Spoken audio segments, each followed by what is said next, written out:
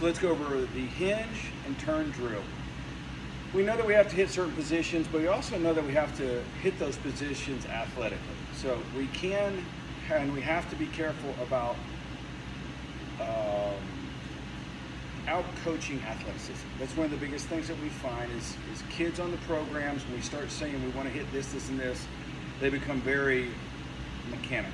That's the last thing that we want to do, especially with someone that's a highly athletic person that just moves well. You know, the kid that's been doing gymnastics his whole life, he understands where his body is in space. If not, then what we have to do is say, well, if I have a certain stance here and I'm doing all these things that aren't necessarily what we want, how do we break those habits and get you into good positions and then work ourselves into a first swing? And that's what this first 6 weeks is going to be about, is trying to find positions for you naturally. So when we get into our hinge and turn drill, your feet are going to be wherever they're going to be at when you're ready to make your swing, when your knob is about to move its ball. So from here, we're not going to hinge yet. We're going to get our feet set to where we are getting ready to take our swing. So you've either taken your step, you've toe tapped and heel touched, whatever you do, double tap, it doesn't matter. But we're going to stand upright because I want to feel this back hip hinge into position.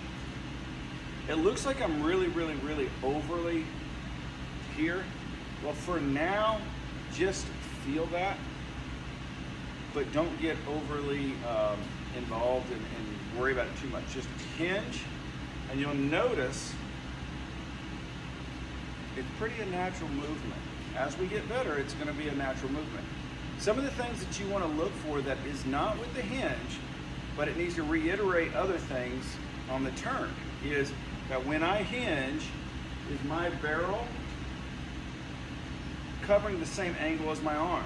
So we have kids that do this, and they'll kick that barrel head out. Well, this bone here is what's going to create the barrel direction.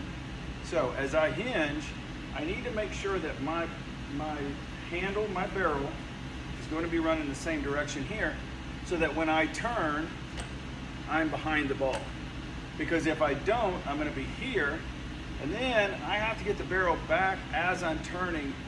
It is not possible to have a consistent swing if that's what you're doing. So get you a videotape, watch yourself videotape. This is something that is earth-shattering, changing for your swing. Once you get this part, the bat speed and your batting average goes up drastically. We had one kid that only worked the bat alone. We purposely didn't work with him. He went for an entire offseason in JUCO. He actually won the Gold Glove Award of the year. There's only 9 of them in the entire country that was given out. So he's a good athlete, but his batting average went up 125 points while facing some of the top JUCO pitching in the country. In fact, one of our JUCOs here that uses the bat just won the World Series for JUCO. So a lot of good ball down here. And that is how important that when this arm, when we hinge, we're going to work together. Okay? So what are we looking for? As we hinge, here is what is not. Here's the hardest part that kids get all the time, is the weight goes into the front of the foot. Now I can't hinge.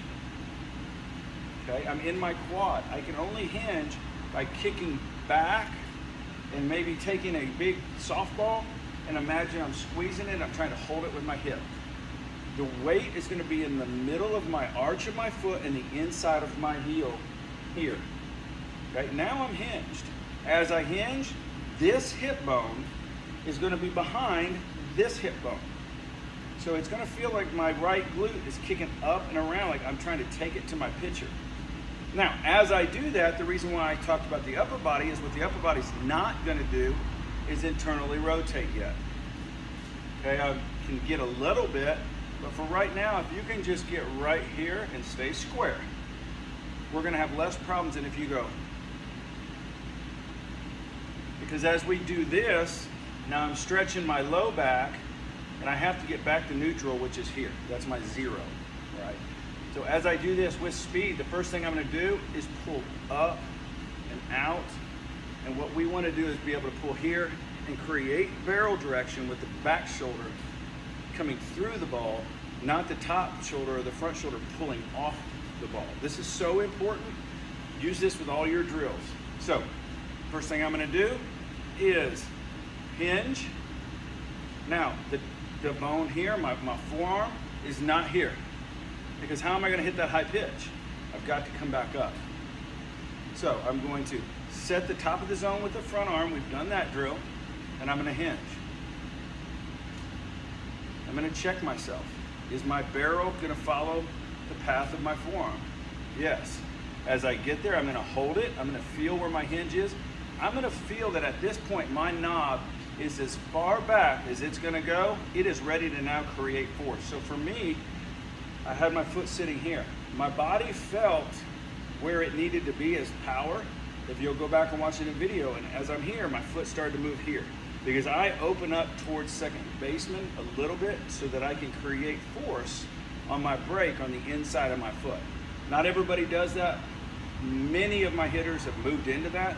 But again, that's 100% personal feel. And that's so that we can get into that block. Again, you can stay here, but understand that you're gonna have to still be able to keep that block and stay back through. For me, I can keep my chest up a little bit more. It's just 100% more natural for me in the way my body's built. But not everybody is like that. Remember, checks and balances. Wherever my front foot is and it's down, is my glute behind it, then I'm good, okay? Now, back to the hip. So hip, I felt it, and all I'm gonna do is turn my back shoulder to the ball. What I'm not doing is pulling off with the front shoulder, because watch where the bone of this forearm goes.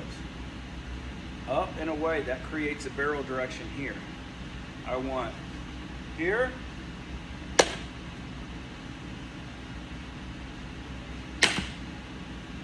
okay, hinge, turn. That is the hinge and turn drill. We do that one with 2 hands. We're gonna come back with another version of it that's really gonna help.